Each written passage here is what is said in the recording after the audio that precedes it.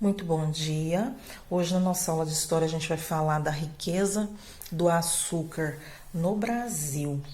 Então, na sua opinião, quem plantava, colhia e moía a cana-de-açúcar, depois encaixotava e carregava o açúcar até os navios no Brasil do século XVI? Então, o século XVI é o ano de 1600.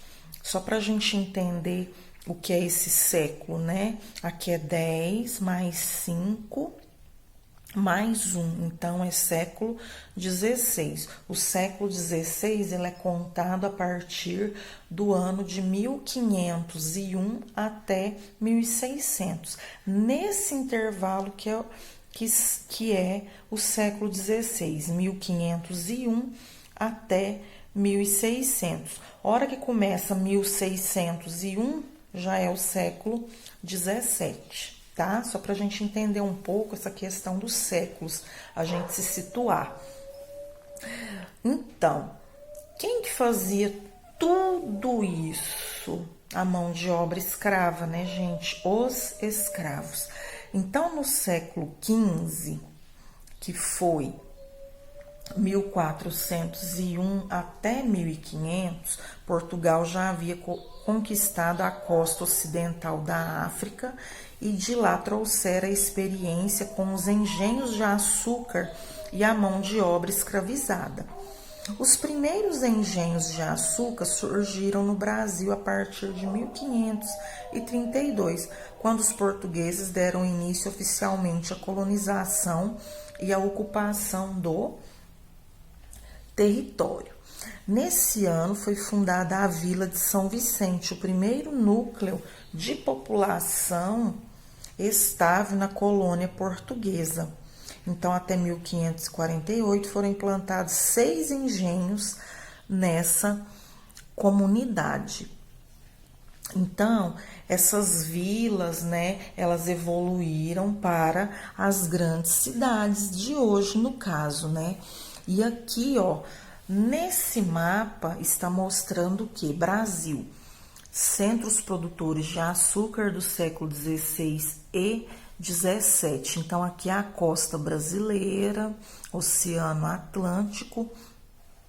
Essa parte é o domínio português, aqui o domínio espanhol, porque eles haviam feito um tratado chamado Tratado de Tordesilhas, porque sempre havia uma disputa entre os portugueses e os espanhóis para a conquista do mundo, né? Porque eles eram muito bons em navegação.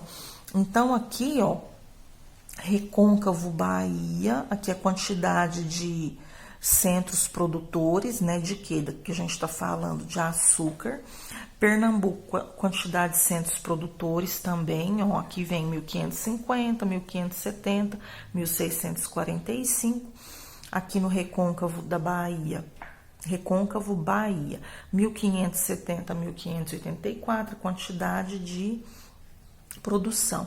E aqui a Baixada Santista, que foi o primeiro engenho em 1534. Então, essa fonte aqui, ó, Trindade Eteuvina, o trabalho nos engenhos, né? Bom, a produção de açúcar e o trabalho escravo. Vamos falar um pouquinho.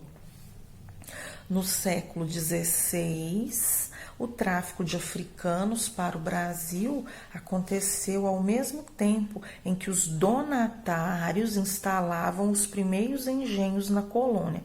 Portanto, a produção de açúcar e o trabalho escravo permaneceram ligados durante muito tempo.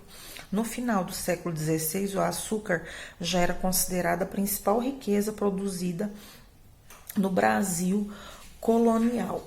Então, a hora que fala que esses donatários instalavam os primeiros engenhos na colônia, quem era a colônia? O Brasil, eram pessoas de confiança do rei, né?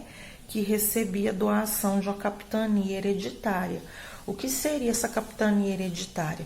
Um grande lote de terra que seria dividido por esse donatário, porque ele iria distribuir toda a movimentação de trabalho ali dentro da colônia, né? Então o Brasil, nessa questão, teve muitos donatários famosos que eu falo na questão da história do Brasil, em que aceleraram o crescimento da colônia, né? Que vieram para cá para explorar a colônia, explorar aqui a nossa área, que hoje é o Brasil, mas que eles contribuíram para o desenvolvimento do nosso país. E aí, os escravizados não eram tratados da mesma forma e podiam realizar tarefas distintas. Os recém-chegados da África eram chamados de boçais, enquanto os ladinos eram aqueles que já entendiam e falavam a língua portuguesa. Os escravos nascidos no Brasil desempenhavam as funções consideradas melhores, como as tarefas domésticas e as de supervisão. Mas lembrando que o trabalho escravo era desumano, era sem remuneração, era sem uma qualidade para a saúde e para a alimentação, questões desumanas.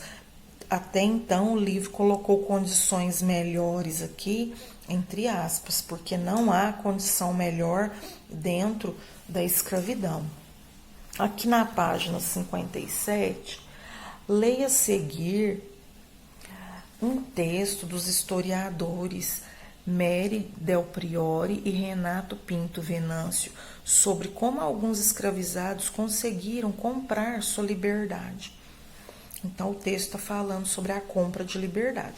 Aos africanos dava-se o trabalho mais árduo. Em contrapartida, muitos recebiam em usufruto parcelas de terra onde podiam cultivar, nos finais de semana e feriados, produtos agrícolas mais tarde vendidos. Tal comércio, ainda que pequeno fosse, permitiu a alguns comprar a própria liberdade. Então, o texto, né, da Mary Del Priore e Renato Venâncio, né? Aqui, Renato Pinto Venâncio, o livro de ouro História do Brasil. Então, o usufruto é o direito de utilizar um bem que pertence a outra pessoa. Então, aquelas terras eles recebiam de outra pessoa, usufruía naquele momento para plantar e para produzir, para conseguir dinheiro e comprar a sua liberdade. Então, aqui é a imagem do engenho, ó. Então, eles trabalhando aqui ao longe, ó, o carro de boi. Então, todo mundo nos seus afazeres aqui, a grande casa de engenho, ó. E parece que aqui lá dentro a grande roda de engenho. Aqui, mais por fora, tá bem pequenininho, parece que se mostra umas mesas. Aqui, esse local aqui não dá para eu visualizar certinho, mas ali dentro dá pra gente ver que é uma grande roda do engenho. Então, é uma obra de arte retratando o engenho no ano de 1661 a 1669. A técnica usada foi óleo sobre tela. É uma obra de arte que mede 1,17 m por 1,67 m, de Franz Post.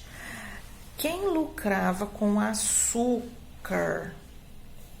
Então, todas as etapas de produção do açúcar, o cultivo, a colheita e o beneficiamento exigiam equipamentos caros e muitos trabalhadores. Por isso, a produção do açúcar só era rentável quando feita em grande quantidade no engenho.